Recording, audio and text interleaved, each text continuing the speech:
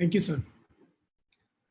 So, Honorable Union Minister of State, General V.K. Singh, Honorable Vice Chancellor, Professor M. Jagdish Kumar, our JNU alumni members and office bearers, and all other participants.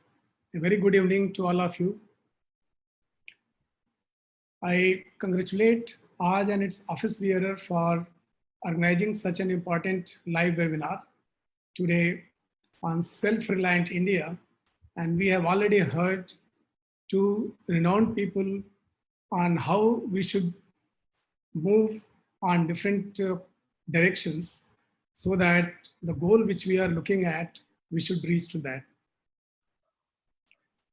The opportunity which this deadly COVID-19 brings is to get the journey of self-reliance by becoming the self-reliant where we lack.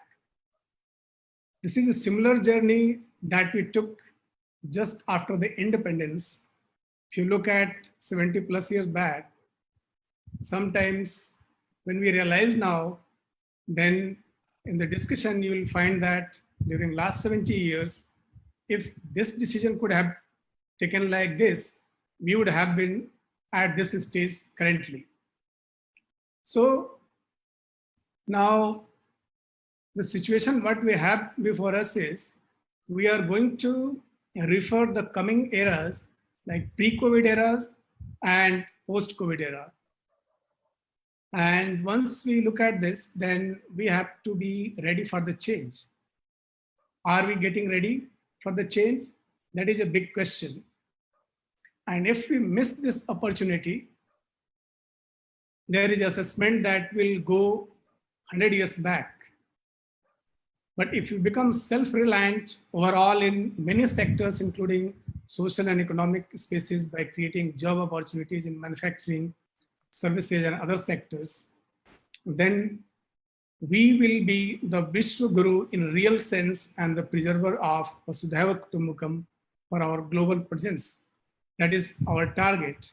And we have an enriched history of 5,000 years of a great civilization and the knowledge. So the history is going to be created, and this is courtesy to this unwanted virus. If you look at our population, 60% population is young and they have a lot of aspirations. So what we are providing to them, that is a big challenge to us. This virus, it is going to be for a few months more, but thereafter, we need to have our plans in terms of short term, medium terms, and long terms, so that the goals can be realized in that terms. The first question anyone will be asking that, could we see that this COVID-19 tsunami coming? As this was not a regular virus outbreak. The scale and reach and the potential damage it could do to the human health and economy, it was something beyond our imagination. However, the governments across the globe, they had opportunity to gauge it and proactively engage to avoid situation and do things to save the countries. If you look at our healthcare, what we are doing, we have proactively followed all the guidelines, whatever we are getting from WHO. We have already made many testing facilities and also containment of the community transmission. It was stopped by several measures which was taken by the government. And there was also the use of hydroxychloroquine, which is being given to our health worker as a prophylactic medicine. And I just heard that the demand of this hydroxychloroquine, it was from all over the world, and how generously our country supported to all of them. If you look at the contribution of the ICMR, ICMR has tested almost 76 real-time PCR kits which are used for the detection And you will be surprised to know out of that, the 14 kits which were successful, they were made indigenously out of 32. So we have potential and we can move towards self-sufficiency in testing. If we look at the operational labs, currently we have 607 laboratories which are doing testing. Out of that, 427 are from government and 180 are from privates. You may be surprised to know that when the COVID started, at that time we had only 106 laboratories which had potential to do the testing, and those were only funded by the ICMR. But now, the time which we got, we have enough capability to do the testing. In terms of the potential, you may be knowing about National Institute of Virology, which is there in the Pune. That is the nodal testing lab for the COVID, but it is overburdened. So in years to come, on the time to come, I think we need more and more of such kind of laboratories looking at the demography of our country. If you look at the pharma industry, we are generating and producing enough amount of generic medicine, but we are lagging behind in terms of production of the new drugs, which may be more expensive, and production of those drugs, it may require more infrastructure and more innovative thinking and the knowledge which was just discussed in previous two lectures. If you take the example of US, whatever medicine we are exporting to US, it has 30% volume, but when you talk about the value, only it comes to the 10%. So why this gap is there? We need to think about this. This suggests that pharma R&D requires much more support, and strengthening is must to go towards the renovation. And unless there is a huge investment in the pharma R&D, it is very difficult to get a self-reliant pharma where we will be able to produce new drugs. So our goal should be that our healthcare and pharma should be in such a way that prevention, diagnosis, treatment, prognosis, as well as prediction, all these purposes should be served, and we should be self-reliant on these parameters for any disease which is currently in our country or any endemic or pandemic which we are going to face in future. In terms of infrastructure, education, our Vice Chancellor already told how important it is and what changes are required. I think, in my opinion, the technical education, it is the way how it is going to be forward and how the technology is being used for delivering the education. That is also going to be the key. In the education, if we can have some kind of a structure where at least few years of the students, they should be committed for the country, or they should be dedicated for the nation. That will be very important to utilize their training and the potential, whatever they have received. It should not be focused only on the financial well-being, but it should also be focused on the mental well-being. The social science and natural science, if you talk about, it has to be collaborative. Both are inseparable, and now the science should be social.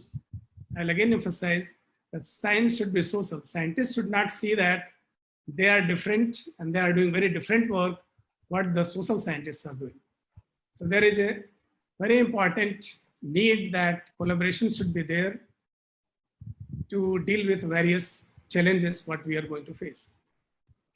And also, if you look at the education, our system is mostly modeled on the basis of European and American system. But there are also reports that almost 30–40% Europeans and Americans, they live on chemicals to keep themselves normal. So we should not go for those kind of educational systems where we are not able to educate our students in a way what we are looking for. So the skill-based education is going to be an area which everyone is looking at, and the skill is defined as working with the skill, but in constraints as well as in the compliance. So that is going to be the challenge. In other areas also, we need to focus having various infrastructure, whether it is road, rail, air, building, and others. So how we can strengthen our schools, university, hospitals, warehouses, cold storage, transportation system, communication network, sewage plant, water, electricity, and there are so many areas where the development and thinking and innovations are required once we are looking for the self-reliant India. So there is no lack of opportunity. It is only our commitment and the compassion how we are going to work for. Industry and environment, again, it is an important area.